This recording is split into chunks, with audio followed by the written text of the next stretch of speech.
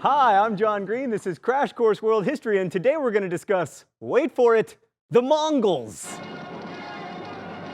So you probably have a picture of the Mongols in your head. Yes, that's the picture. Brutal, bloodthirsty, swarthy, humorously mustachioed warriors riding the plains, wearing fur, eating meat directly off the bone, saying bar, bar, bar, bar, bar, bar, bar. In short, we imagine the Mongol Empire as stereotypically barbarian. And that's not entirely wrong. But if you've been reading recent world history textbooks like we here at Crash Course have, you might have a different view of the Mongols, one that emphasizes the amazing speed and success of their conquests, how they conquered more land in 25 years than the Romans did in 400, how they controlled more than 11 million contiguous square miles. And you may even have read that the Mongols basically created nations like Russia and even Korea. One historian has even claimed that the Mongols smashed the feudal system and created international law. Renowned for their religious tolerance, the Mongols, in this view, created the first great free trade zone, like a crazy medieval Eurasian NAFTA. And that's not entirely wrong either. Stupid truth, always resisting simplicity.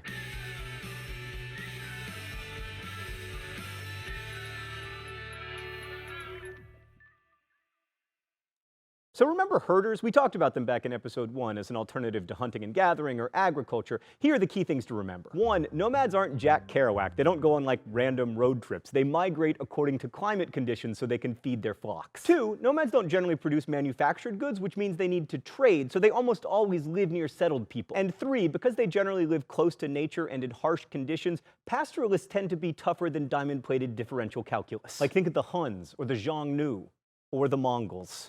Okay, Stan, that's enough. Back to me. Come, Stan, I am the star of the show, not the Mongols! Hi. Sorry about that. Right, so one last thing. Pastoral people also tend to be more egalitarian, especially where women are concerned. Paradoxically, when there's less to go around, humans tend to share more, and when both men and women must work for the social order to survive, there tends to be less patriarchal domination of women, although Mongol women rarely went to war. I can't tell your gender. I mean, you've got the pants, but then you also have the floopity-flop, so... That's the technical term, by the way. I'm a historian. If you had to choose a pastoral nomadic group to come out of Central Asia and dominate the world, you probably wouldn't have chosen the Mongols, because for most of the history we've been discussing, they just hung out in the foothills bordering the Siberian forest, mixing, herding, and hunting, quietly getting really good at archery and riding horses. Also, the Mongols were much smaller than other pastoral groups like the Tatars or the Uyghurs. And not to get like all great man history on you or anything, but the reason the Mongols came to dominate the world really started with one guy, Genghis Khan. Let's go to the thought bubble. The story goes that Genghis, or Chinggis Khan, was born around 1162 with the name Temujin to a lowly clan. His father was poisoned to death, leaving Temujin under the control of his older brothers, one of whom he soon killed during an argument. By 19, he was married to his first and most important wife, Borte, who was later kidnapped. This was pretty common among the Mongols. Temujin's mom had also been kidnapped. In rescuing his wife, Temujin proved his military mettle, and he soon became a leader of his tribe, but uniting the Mongol confederations required a civil war, which he won, largely thanks to 2 innovations. First, he promoted people based on merit rather than family position, and second, he brought lower classes of conquered people into his own tribe while dispossessing the leaders of the conquered clans. Thus, he made peasants love him. The rich hated him, but they didn't matter anymore because they were no longer rich. With these 2 building block policies, Temujin was able to win the loyalty of more and more people, and in 1206 he was declared the Great Khan, the leader of all the Mongols. How? Well, the Mongols chose their rulers in a really cool way. A prospective ruler would call a general council called a kurultai, and anyone who supported his candidacy for leadership would show up on their horses, literally voting with their feet. Mr.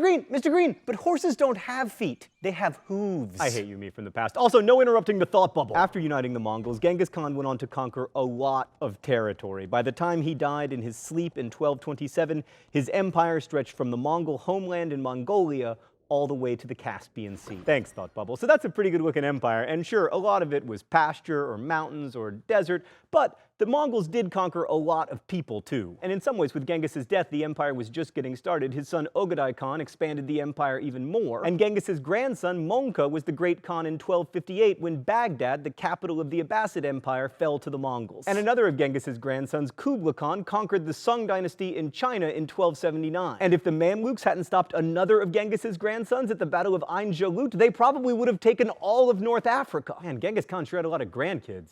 Well, it must be time for the open letter. An open letter to Genghis Khan's descendants. Oh, but first let's check what's in the secret compartment today.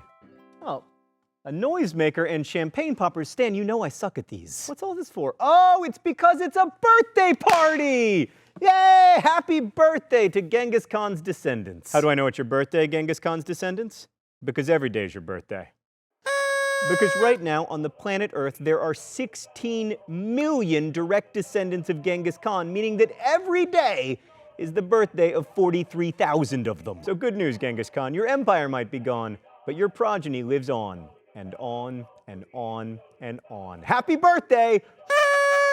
Best wishes, John Green. Unfortunately for the Mongols, those guys weren't always working together because Genghis Khan failed to create a single political unit out of his conquests. Instead, after Genghis's death, the Mongols were left with 4 really important empires called Khanates. The Yuan dynasty in China, the Ilkhanate in Persia, the Chagatai Khanate in Central Asia, and the Khanate of the Golden Horde in Russia. If you remember all the way back to the Hellenistic period, this is similar to what happened to another good general who wasn't much for administration, Alexander the Great. Also, neither of them ever conquered India. The Mongols succeeded primarily because of their military skill. Genghis Khan's army, which never numbered more than 130,000, was built on speed and archery, just like this guy. Mongol mounted archers were like super fast tanks compared to the foot soldiers and knights they were up against. But wait, all the military history nerds are saying, once people knew the Mongols were coming, why didn't they just hole up in castles and forts? It's not like the Mongols had flying horses. Except they did.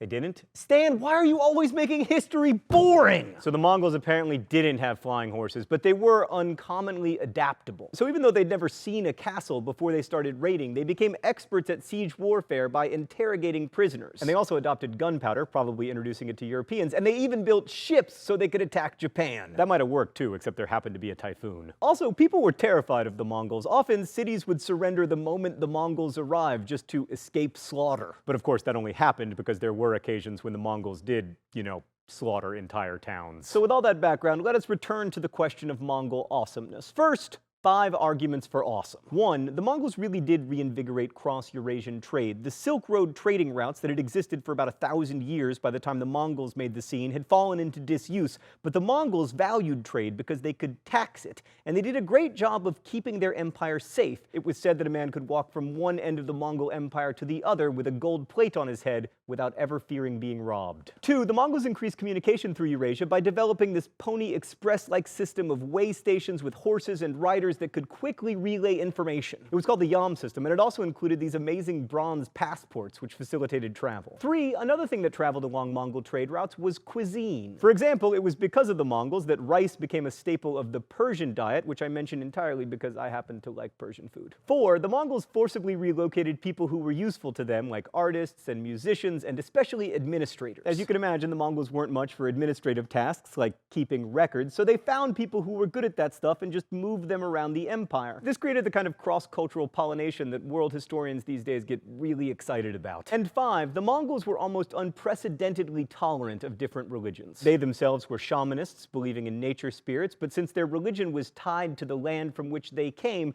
they didn't expect new people to adopt it, and they didn't ask them to. So you could find Muslims and Buddhists and Christians and people of any other religion you can think of prospering throughout the Mongol Empire. And it's that kind of openness that has led historians to go back and reevaluate the Mongols, seeing them as kind of a precursor to modernity. But there is another side of the story that we should not forget, so here are 5 reasons why the Mongols might not be so great. 1, here is Genghis Khan's definition of happiness. The greatest happiness is to vanquish your enemies, to chase them before you, to rob them of their wealth, to see those dear to them bathed in tears, to clasp to your bosom their wives and daughters. Off topic, but if that quote rings a bell, it might be because Oliver Stone blatantly plagiarized Genghis Khan in the movie Conan the Barbarian. 2 is an extension of 1. The Mongols were seriously brutal conquerors. I mean, not uniquely brutal, but still. The Mongols often destroyed entire cities, and most historians estimate the number they killed to be in the millions. 3, their empire didn't last. Within 80 years, they'd left China and been replaced by a new dynasty, the Ming, and in Persia, they blended in so completely that by the 15th century, they were totally unrecognizable. I mean, they'd even taken up agriculture. Agriculture, the last refuge of scoundrels who want to devote their lives to working instead of scoodly pooping. They also weren't particularly interested in artistic patronage or architecture. I mean,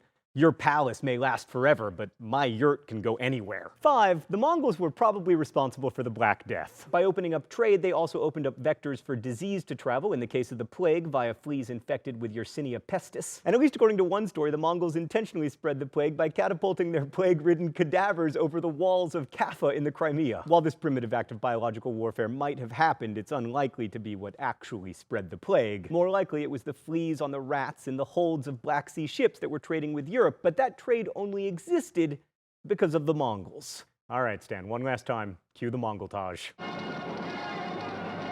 So the Mongols promoted trade, diversity, and tolerance, and they also promoted slaughter and senseless destruction. And what you think about the Mongols ends up saying a lot about you. Do you value artistic output over religious diversity? Is imperialism that doesn't last better or worse than imperialism that does? And are certain kinds of warfare inherently wrong? If you think those are easy questions to answer, then I haven't been doing my job. Regardless, I look forward to reading your answers in comments. Thanks for watching, and I'll see you next week.